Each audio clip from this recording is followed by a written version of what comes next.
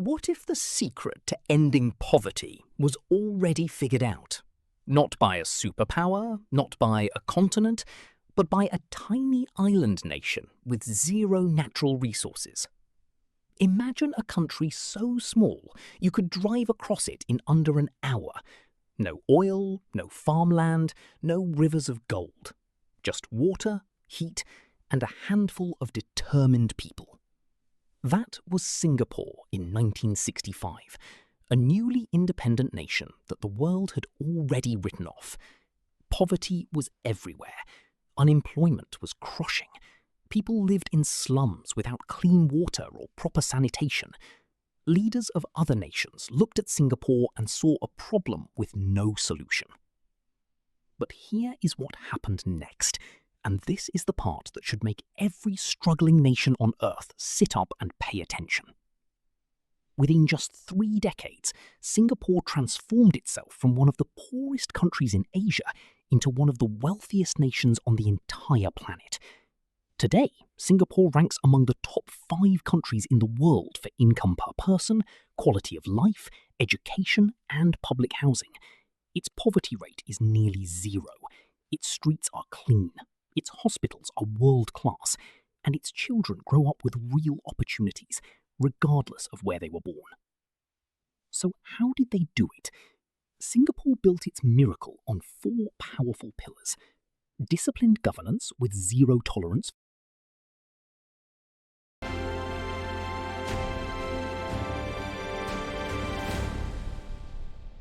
Country 1. Nigeria. Nigeria is Africa's largest economy and most populated nation, over 220 million people calling it home. And yet, more than 80 million Nigerians live below the poverty line. That is a number almost too large to imagine. The country sits on enormous reserves of oil, but that oil wealth has never reached ordinary people. Instead, it has fueled decades of corruption, political instability, and broken promises. Here is where Singapore's model cuts right to the heart of Nigeria's problem. Singapore's first and most important step was eliminating corruption from government, completely and without mercy.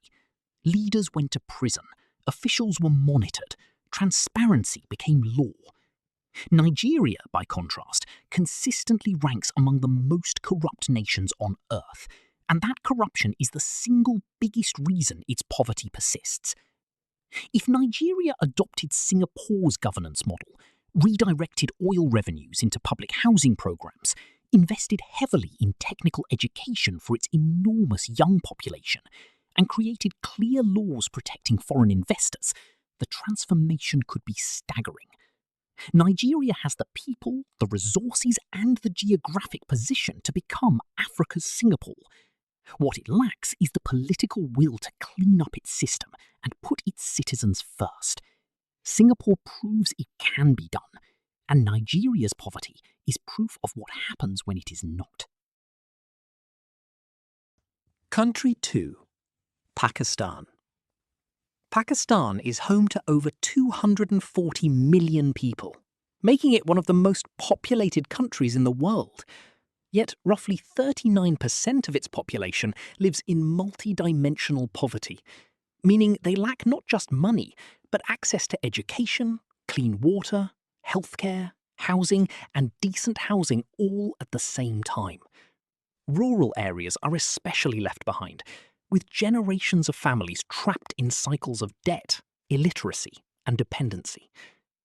Singapore's model speaks directly to Pakistan's crisis.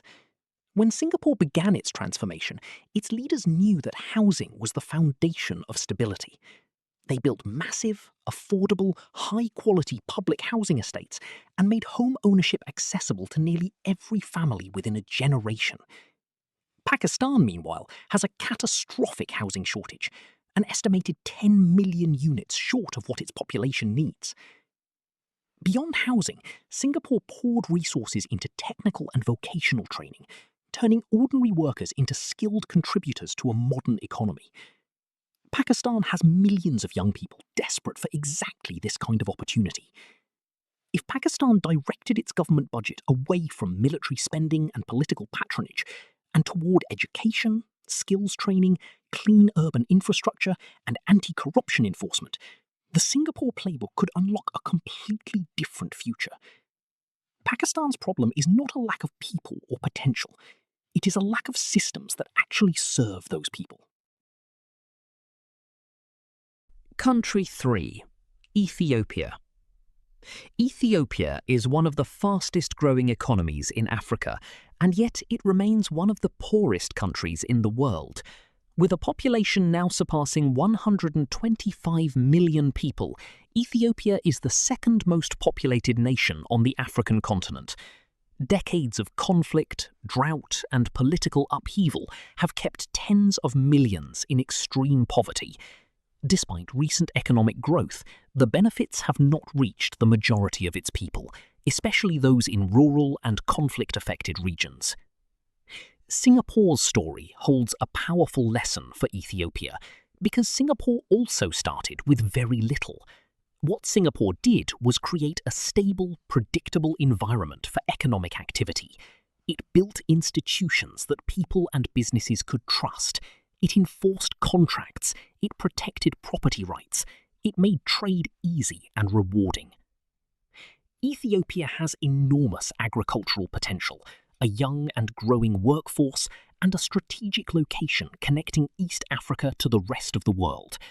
By adopting Singapore's approach to building trustworthy institutions, investing in public infrastructure, developing export-ready industries, and providing vocational training aligned with global market needs, Ethiopia could convert its raw potential into real prosperity.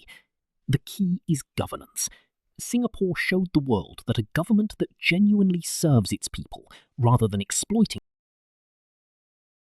Country 4. Bangladesh. Bangladesh is a remarkable country in many ways.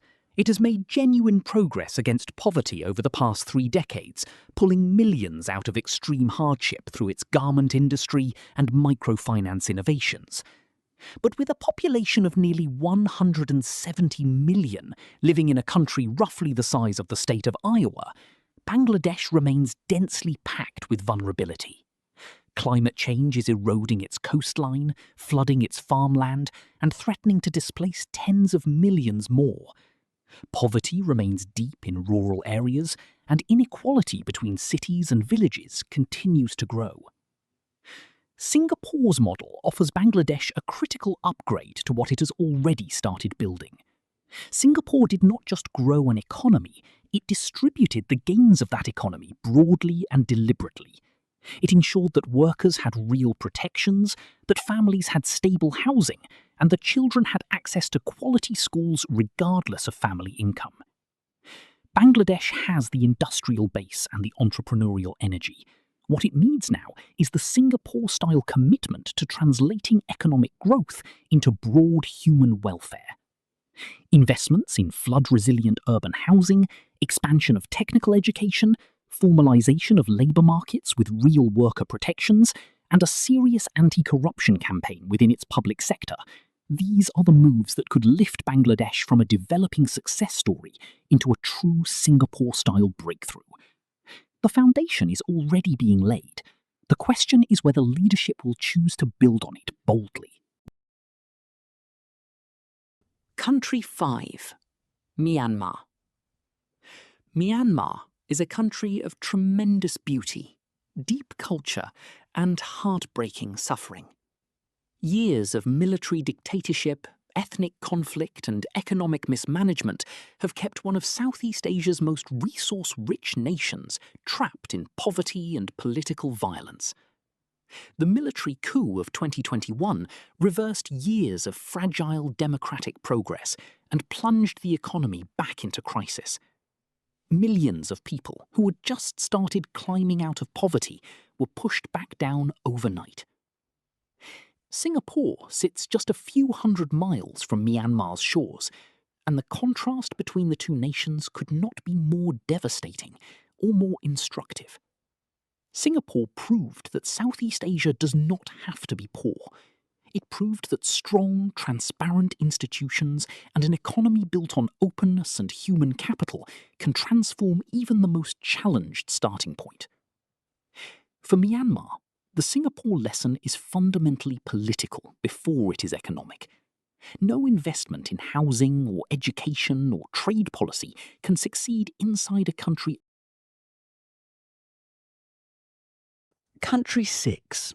Democratic Republic of Congo. The Democratic Republic of Congo may be the most paradoxical nation on Earth. It sits atop an estimated $24 trillion worth of mineral wealth. Cobalt, coltan, gold, diamonds, uranium, resources that power the smartphones and electric vehicles of the entire modern world. And yet, the Congolese people are among the poorest on the planet. Over 70% of its 100 million citizens live on less than $2.20 per day. The wealth beneath their feet has funded warlords, foreign corporations, and corrupt officials, but almost never the people themselves. Singapore's model confronts the Congo's tragedy head-on, because Singapore's entire philosophy was built on the idea that national wealth must serve national people. When Singapore's government collected revenue, from trade, from land, from investment, it ploughed it directly back into housing, hospitals, schools, and infrastructure for ordinary citizens. If Congo could establish even a fraction of Singapore's governance discipline, transparent management of mineral revenues, reinvestment of resource profits into public welfare, elimination of the corrupt middlemen who siphon off national wealth, the results could be transformative beyond imagination. The Congo does not need more resources. It needs a government that treats those resources as a trust held on behalf of its people. Country 7. Haiti. Haiti carries a weight that few nations in history have been asked to bear. The first black republic in the world, Haiti won its freedom in 1804 through a revolution that shook empires. But it has been punished for that freedom ever since, through foreign interference, economic isolation, crushing debt payments demanded by former colonial powers, devastating earthquakes, and a political class that has consistently chosen personal enrichment over national development.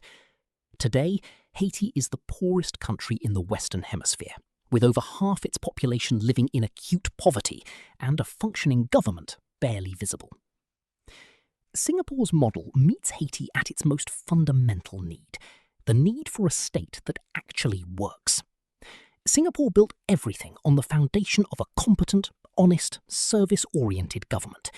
Haiti has almost never experienced that. Institutions that Haitians should be able to rely on, courts, police, land registries, schools, are either broken or captured by powerful interests. A Singapore-style rebuilding of Haiti would begin with the hardest thing, creating governance structures that Haitians can actually trust. Then, public housing to replace the hundreds of thousands of informal and unsafe structures. Then, investment in education with a focus on practical, marketable skills.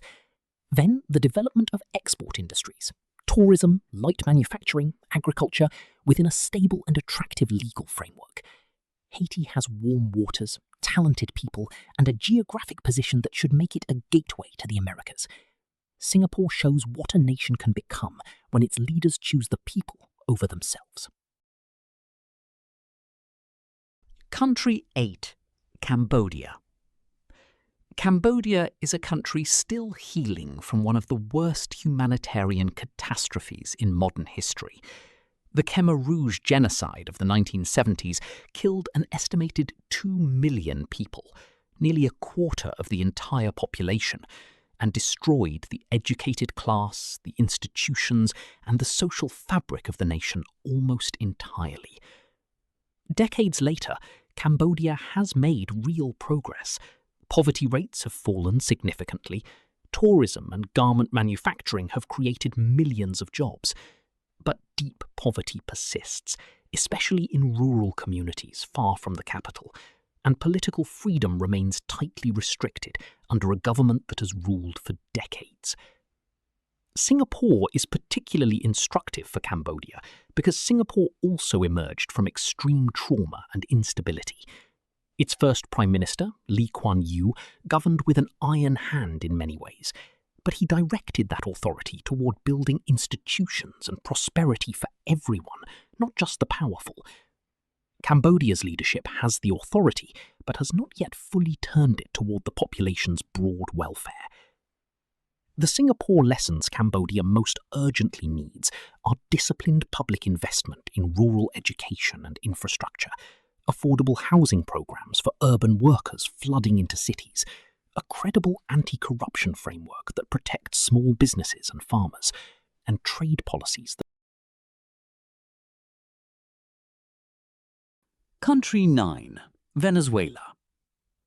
Venezuela was once one of the wealthiest countries in Latin America. It holds the largest proven oil reserves on the planet, larger even than Saudi Arabia. And yet, over the past 2 decades, it has experienced one of the most catastrophic economic collapses in modern history. Hyperinflation destroyed savings overnight. Food and medicine disappeared from shelves. Over 7 million Venezuelans have fled the country, one of the largest refugee crises in the world. Those who remain face daily hunger, power outages, and a health system in ruins. Singapore's story is almost a deliberate rebuke to Venezuela's tragedy. Singapore, with nothing, not one drop of oil, not 1 acre of farmland, built one of the world's strongest economies through discipline, transparency, and smart human capital investment. Venezuela, with everything, chose corruption, political patronage, and the mismanagement of its oil wealth on a spectacular scale. The path back for Venezuela runs directly through Singapore's playbook. A functioning Venezuela would need to rebuild its institutions from scratch: an independent judiciary, a transparent public finance system, a central bank free from political manipulation. It would need to use its oil revenues the way Singapore used its trade revenues, to build public housing, fund world-class schools, and create incentives for diverse industries beyond oil. Venezuela's people are educated.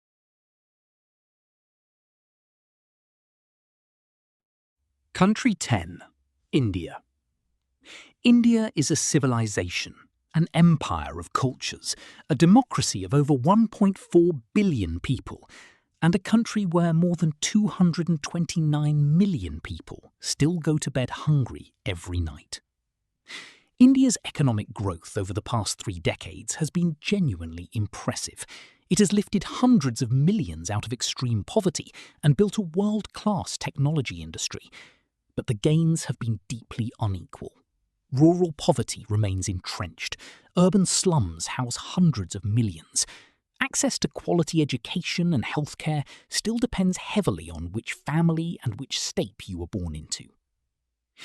Singapore is not a model India can copy directly. No country of 1.4 billion can mirror a city-state of under 6 million. But Singapore's principles translate at any scale. The principle that public housing must be high quality and genuinely accessible. The principle that education investment must be universal and practical, not just for elites. The principle that corruption in government is not a cultural inevitability. It is a political choice that can be reversed. The principle that economic growth must be deliberately designed to reach ordinary people, not just the already privileged. India has the intellectual firepower, the democratic institutions, and the entrepreneurial culture to become the greatest development story of the 21st century. If it channels Singapore's discipline into its public systems,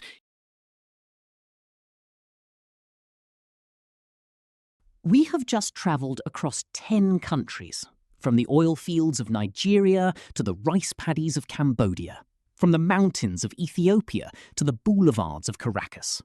Different climates, different histories, different languages and cultures and challenges.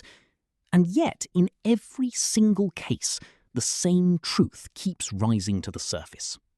Poverty is not destiny. It is not geography. It is not the natural condition of certain peoples or certain places.